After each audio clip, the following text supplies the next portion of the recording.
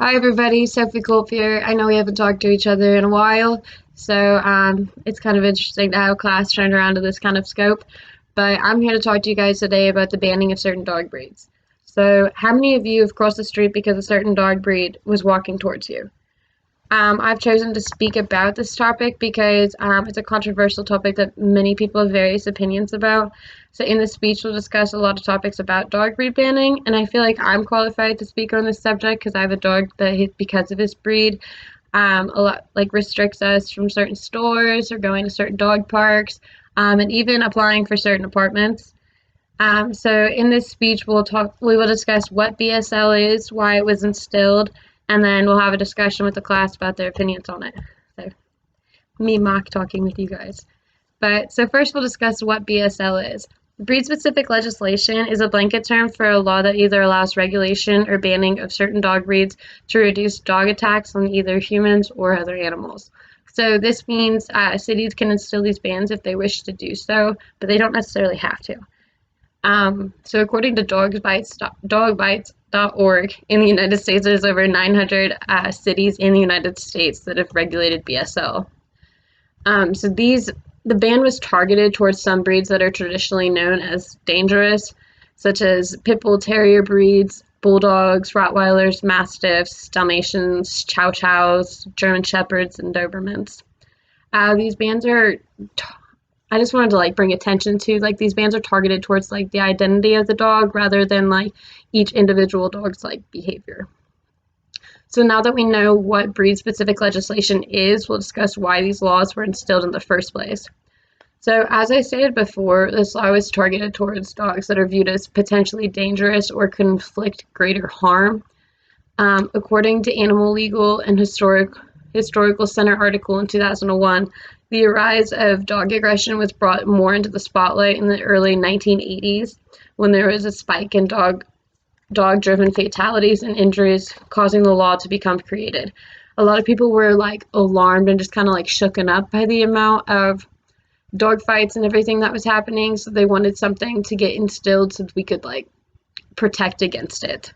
So the ban started particularly focused on Pit Bull Terrier breeds. This breed was, as we know, the most commonly used in dog fights, so they got a bad rep of being aggressive due to abuse from their owner. So this is kind of sad because just because they're kind of a meteor kind of dog, they were used in these fights to try and kind of scare off the other dogs, and they just kind of got a bad rep from it. So since BSL lies in the hands of individual cities, they can create their own extremities of the laws. For example, Florida City's commission passed an ordinance required persons who own pit bulls to complete special registration forms and prove the possession of $25,000 of public liability insurance. A town in New Mexico completely banned pit bulls and allowed officers to confiscate and euthanize the dogs if they found them, which is incredibly sad. And then in Cincinnati, Ohio, they enacted a regulation that defined vicious dogs to include all pit bull terriers and put specific restrictions on confinement, sale, and controls of those dogs, which was not applicable to other breeds. So now that I've presented you guys with the information about breed-specific legislation, I just have a few questions I want to ask, and I'm just going to answer them just a little bit after. So the first question I have is, do you think the breed of the dog has anything to do with the level of aggression they carry? And to me, in my opinion, I don't think so. I have one of the dogs that is underneath one of these bans. He's a German Shepherd, and I see it firsthand. When I'm walking across the street, people will always cross just because he's this big old 100-pound German Shepherd. But he is the biggest baby, so in my opinion, I just find it really hard to believe that these animals are born with this natural aggression. Because I think it really just depends on the owner and how they're raised and what they grew up in. Obviously, if they come from abusive homes or come from abusive owners, they're going to have a lot more of aggressive or just defensive tendencies. So Sorry. Do you believe these laws are justified due to the history of aggression within these breeds? Um, my answer to this is I don't think they necessarily like justify them. I think there needed to be something done to try and regulate what was going on just to get a handle on it, just because these animals are our pets, so we do need to have like control over them. Do I think it should have gone to the extremities of banning certain breeds just because they're more aggressive without like actually like examining the animal themselves?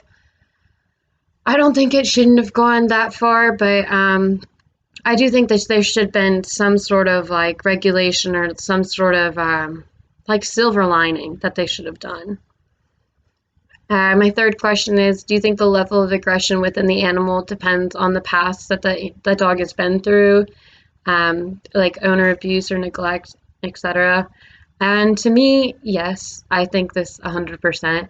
I don't think a dog comes out just being completely evil. I mean, obviously there are, just like there are like bad humans, like there can be dogs that like are bad and like try and bite people for no reason. But I really do think that most of the problems are geared at um, either just like owner neglect or like how the pit bulls had the bad rep, if like, and that's because most of them were like in dog fights and everything, so obviously they're like have more of aggressive tendencies. But I think it definitely lies in the hands of the owner. um the fourth question I have is, most of these dogs on this list have a larger, more muscular build. Do you think the appearance of the dog has anything to do with why they were added to the ban list? And absolutely, I think, just because if I go through the list real quick: